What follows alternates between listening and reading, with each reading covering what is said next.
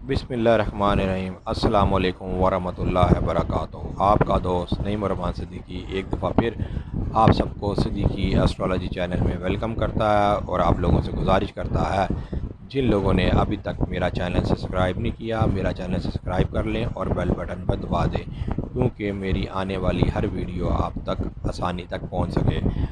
आज का हमारा टॉपिक है सुशांत सिंह राजपूत ने खुदकुशी क्यों की। जायचे की रूह से मैं आपको बताऊंगा। मैंने उसकी डेट ऑफ बर्थ नेट से निकाली थी, विकीपीडिया से, और वहाँ पर फिर मैंने उसका जायचा निकाला तो फिर मुझे उसकी जायचे की रूह से पता चला कि उसने सुसाइड क्यों किया, उसके सुसाइड करने की वजह क्या बनी, उसके ज़हन पर ज़हनी डिप्रेशन क्यों था। ये सारी चीज़ें मैं आपको एक जायचे की रूह से बताऊंगा कि ऐसा क्यों हुआ और इसने ऐसा कदम क्यों उठाया। आइए अब मैं इसकी आपको डेट ऑफ बर्थ बताता हूँ। इसकी डेट ऑफ बर्थ जो विकीपीडिया के अंदर है वो है 21 जनवरी 1986, मतलब कि 21 1986।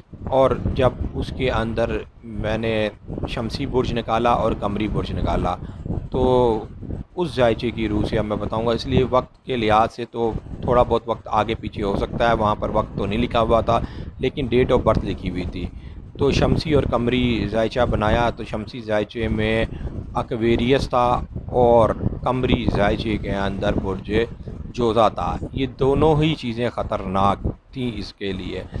अब मैं आपको बताता हूँ कि एक्वेरियस के अंदर जिस तरह आपको पता है कि ज़ोहल है, शमसी 60 के अंदर बंदा है, तो जब ज़ोहल हो पहले घर में आ जाए तो ज़हनी डिप्रेशन देता है। ज़हनी डिप्रेशन शुरू कहाँ से होता है? जब इसको 2.5 साल पहले ही ज़हनी डिप्रेशन शुरू हो गया था कि जब ज़ोहल बुर्ज जद्दी के अंदर आया था, मतलब 2 साल पहले आया था। अभी 6 महीने इसके रहते हैं, इसने उल्ट होके फिर दोबारा बुर्ज जद्दी में चले जाना है। तो वहाँ से इस बंदे को ज़हनी डिप्रेशन शुरू हो गया था।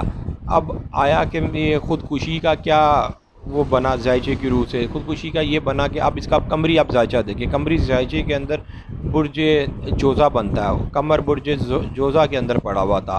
और 8वें घर के अगर देखा जाए तो 8वां घर बुर्ज जद्दी का बनता है। बुर्ज जद्दी के अंदर इस टाइम प्लूटो है, बुर्ज जद्दी के अंदर इस टाइम प्लूटो है और ज़ोहल भी वहाँ पर जो है ना वापस जा रहा है।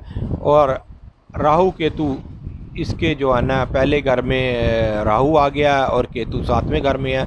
तो इस वजह से ये जो है ना सीन बना ख़ुदकुशी का। लेकिन ख़ुदकुशी के लिए एक और बड़ा जो है ना सीन बनता है, जो लोग जज्बाती होते हैं और ये इस तरह के फ़ैसले कर लेते हैं, ना सोचते हैं ना समझते हैं।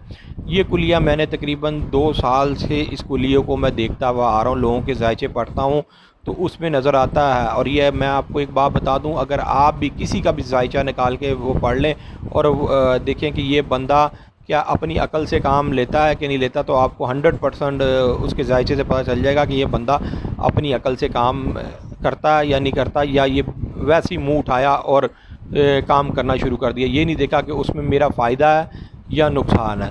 वो सबसे बड़ी चीज़ ये है फ़ायदा या नुकसान की।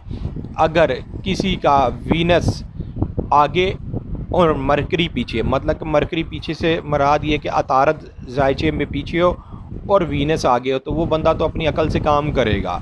और अगर किसी का मरकरी आगे या मरकरी वीनस के पास हो तो वो बंदा ना सोचेगा ना समझेगा, बड़ा ही जज्बाती किस्म का बंदा होगा और वो ख़ुदकुशी भी कर लेगा, किसी को मार भी देगा और ख़ुद मर भी जाएगा।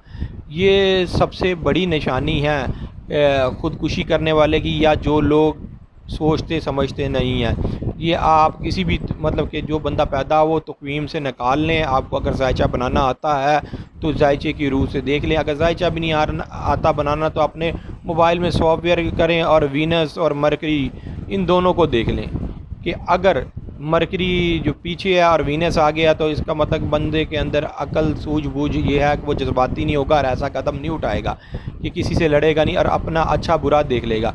और अगर वीनस पीछे और मरकरी आगे है तो वो फिर जज्बात में आके ऐसा कदम जो ना उठाएगा। अब अपने दोस्त नईम रहमान